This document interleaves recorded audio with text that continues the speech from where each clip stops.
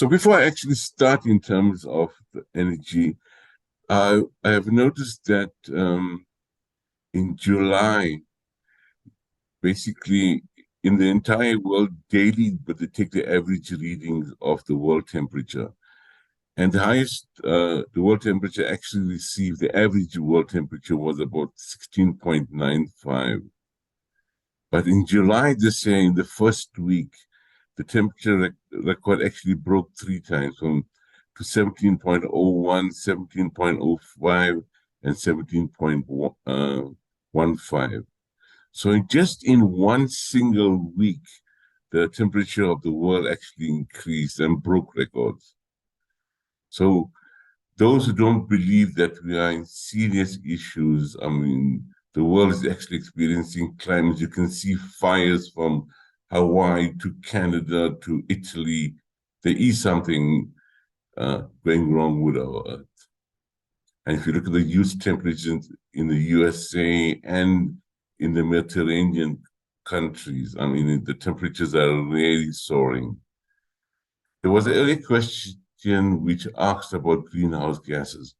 Greenhouse gases is very important for the Earth because greenhouse gases actually keep the temperature within the Earth.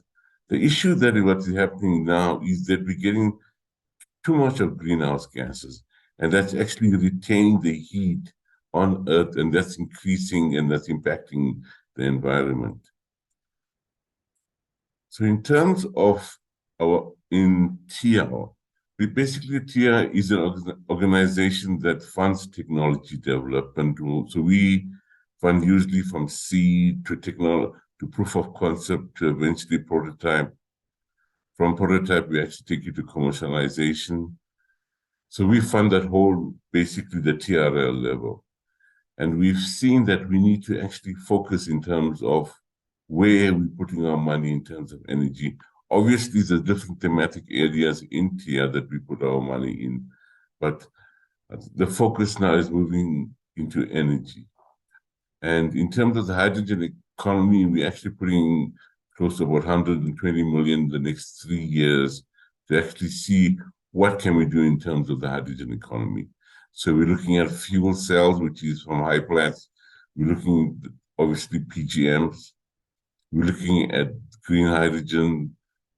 There's obviously green and gray and blue hydrogen, but the focus now is on green hydrogen. And we've been speaking to various players in the market to see how we can support technologies to actually bring the whole green hydrogen economy growing in South Africa. The other issue that we've seen is that we need resilient technologies that will actually support local economies. Last year alone, we actually imported 50 billion rand of solar panels and inverters. And we asked ourselves, but why don't we create this kind of industries locally to create employment? Why do we have to import the solar panels and inverters? So we are looking at the Saldanha SEZ to see how we can, and with certain of the UK, innovate and try and encourage people to actually try and create industries so we can actually support in terms of microgrids, in terms of affordable technologies for homes and small businesses, energy storage, also communities to have mobile smart grids. Then obviously we involved with the Presidential Climate Commission. We also supporting them in funding some studies to see what the landscape in South Africa is about. We're looking at the low carbon economy, and we're looking at obviously in skills development in just energy transition. So in energy storage, our focus is on lithium-ion batteries, fuel cells, and mechanical storage. We support certain technologies in compressed air storage. Also in e-mobility, we got a program in NMU in Port Elizabeth, which actually supports a wheeler mobility program. This is where we actually working with OEMs such as Nissan and BMW and VW to actually see how we can actually transition. The problem is at the moment we have policy that Mercedes-Benz and BMW and VW are waiting to see how can we transition, because ICE engines are not going to be used much. I mean, Europe has decided by 2030 they're actually going to do away with ICE vehicles. So we need to transition and get that policy in place so the local manufacturers can actually start producing EV vehicles. What's holding us back in South Africa in terms of EV vehicles? I think in terms of the storage and the charging infrastructure, I think we've got close to about 400 recharging stations. That may have increased, but if you look at European countries, I mean, they have 10,000 charging stations and per country. So we really need to move there. And the EV market has really taken off slowly in South Africa. So we need to actually try to see how we price that. We're speaking to the manufacturers about that. So the whole innovation hub in terms of TIA, we've got the hydrogen, we've got the e-mobility, we've got the waste to energy, we've got the energy management, obviously with the just energy transition, the PCC, and also with stakeholders and with skills development. So you may wonder what type of technologies we support in TIA. So there's, first of all, but there's a CSP technology that we supported many years ago. In fact, this was one of the first CSP technologies where we use mirrors and we actually transpose that heat into a molten salt, and that actually heats up. That could be used later to generate steam and actually start turning the turbines to produce electricity. There is a CSP plant being built next to Katu. In fact, I was there last week. I didn't actually visit the CSP plant, but we were just passing by. So the other technologies we support is brave foil, which in terms of the wind turbines, it's a special design that actually changes as the wind condition changes. So basically, they follow the structure of how an eagle does. So it increases your outputs, and also it varies according to the wind ratio. In terms of balance cell, we know that, I'm sure most people that have got vehicles, you would know that batteries, certain cells die off, then you will actually get rid of the battery. So we've got a balance cell technology that balances the charging and the discharge during the everyday use. So you can actually control to see which cell is beginning to disintegrate. So this whole battery management system. So that is some of the technologies that we support. The Wheeler program, we've got that supporting, and that's basically the only battery certification facility in South Africa. We got various kickstart projects with the Golden Arrow bus infrastructure, which we put charging stations there. We're also working with UJ, where they actually retrofit your ICE vehicles that in internal combustion engines. When you come in there, they actually replace that with EV. We've got various technology with Solzen for ultra capacitors. We're looking at SAMAC in mobile air conditioning, also Caius, in terms of storage. So the Technology Innovation Fund, we funded about 231 million worth of projects at the moment. We've got 3 active dispersing and 14 basically non-dispersing, but they are still being commercialized in the market. So this looks our portfolio analysis. But I think the crux of what my topic today is on commercialization. So basically, commercialization is transforming a new product or service from conceptualization stage to actual sale. And we've noticed that there is a lot of technology development happening in South Africa, and there's a lot of research, but very few products actually go out in the market. And I think that's close to about 5% of all the money that we spend in in developing technologies, developing the IP. But so we actually moved in here that we're trying to commercialize technologies. You can have the best IP or the best ideas, but if you do not take it out into the market and there's no exploitation of the market, then you got a serious problem. So in commercializing your innovation, you could actually license it to an industry partner, you could license it to an existing startup company, or you get SMEs who says, okay, we would actually produce the product ourselves and sell it ourselves. So obviously in the commercialization assessment, we always got to see what problem the technology solves. And I think a lot of people, and we've seen it over the years, that people got some great idea in their head, and they come back and say, man, this, as soon as it's produced, people are going to buy this product like crazy. But little do they realize, and we've seen that many times, that when they go out into the market, they're actually disappointed that nobody actually wants to buy the technology. And we've seen in our visits to various countries that the really successful entrepreneurs are the ones that actually go out to the market and request from the customers, what is your need? How do we solve your need? And what is your problem? What is your issues? So you also got to ask what are the existing methods out there, the solutions with the same problem, and how your invention is going to be different or novel. I think also it's important to see what the existing and potential areas of application your technology is going to be in. So that is where your technology assessment comes in. The very important part is the market assessment. What benefits does the technology present for each of the market application? Because it's no use producing something that has got no relevance to the market.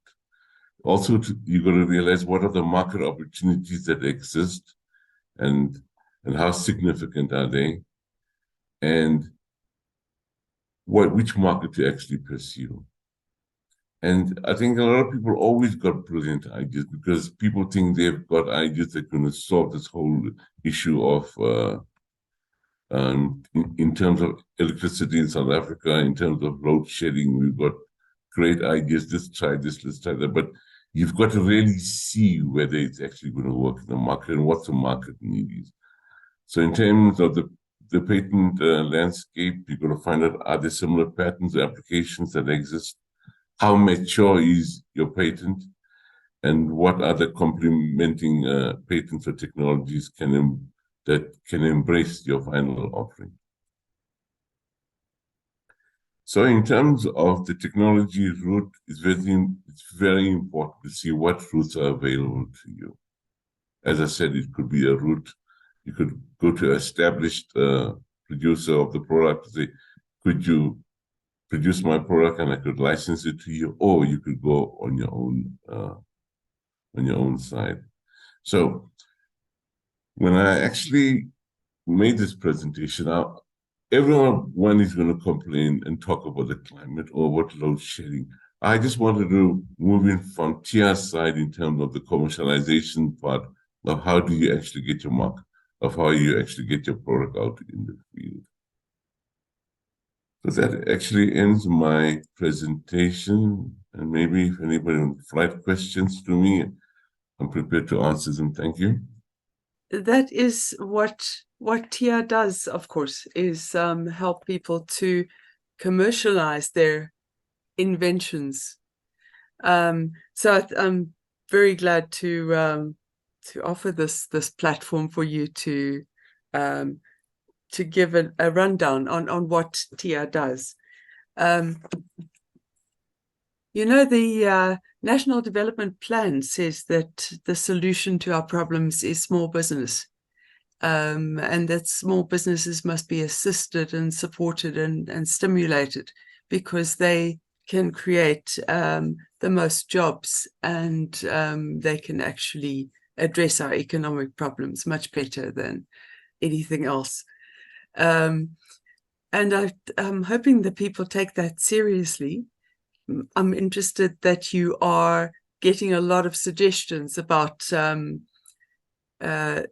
that would solve the electricity crisis and make electricity more available to people. Are there any that you have already assisted that have been successful so far? So in terms of the fuel cells, so we're actually supporting fuel cell technologies that work with forklifts that uses hydrogen. So we're moving that in, like I said, we're moving a lot into hydrogen. You obviously get a lot of people come with ideas of how they're going to actually solve certain uh, of your energy or your waste management. We get people looking at paralysis of looking at waste, how to burn waste, and actually to produce electricity. So I was in Netherlands in December and we visited a couple of these plants. So in the city itself, they don't actually, but they have no waste. So, but these wastes are incinerated, and they actually used to produce methane, which is used to produce electricity. So basically in two ways, but you reduce your waste, but your landfills are completely reduced, and then you actually get electricity out of it. So there's a lot of towns that are actually doing that. And we are working with certain groups and universities to see how can we adopt or localize that technology in South Africa. Because to actually build one landfill site takes about R1 billion. And most of our landfill sites are full at the moment. So how can we actually go to the landfill sites and maybe take future waste and use like, well, I'm actually stationed in Pretoria, but suddenly you've got no waste, but you're incinerating all this waste, you're producing gas, you're turning your turbines and you're producing electricity. So we are looking at those type of technologies where you reduce waste and you can actually get technologies. We're also looking at pyrolysis of tires, because tires are a huge problem. Obviously, you don't know where to store them anymore. So we're looking at pyrolysis of tires to also produce electricity. I actually want to ask you about the Saldanha SEZ. As people probably know, these are special economic zones, and the Department of Trade and Industry and Competition has established special economic zones across the country where growth is stimulated in particular industries. Could you tell me a bit about what TIA is doing there? So it's just exploratory talks we had at the moment with UK Innovate and with the SEZ there. And this talk, so we said, why don't we actually create industries within South Africa? Because we can't import 50 billion rand per year. And that just last year alone of solar panels and inverters. Yeah. And when we can't create an industry in this country here and batteries.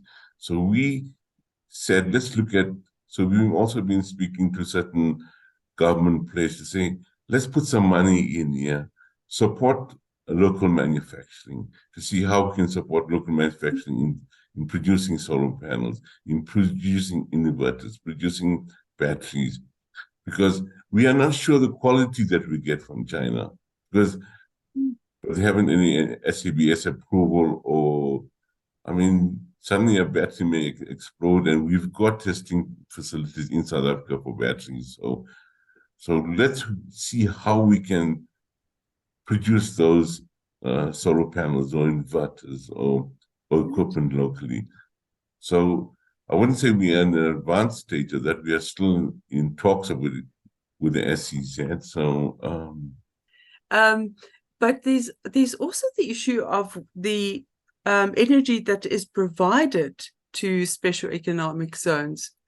Do you know about what's happening there? I think people are exploring how they can get off the grid in their economic zones. So Yeah, I think a lot of them are trying to move into wind farms and perhaps solar panels, to use solar panels and to use maybe like the waste to energies. So there is a move towards that to actually support and to have, I won't say to go off the grid completely, but to actually support their own development. And I think a lot in South Africa, because if you look at the amount of solar panels that we bought for the last couple of years, we're actually producing about 4 gigawatts in terms of the renewable electricity in South Africa. And that's helping ESCOM a lot in terms of that.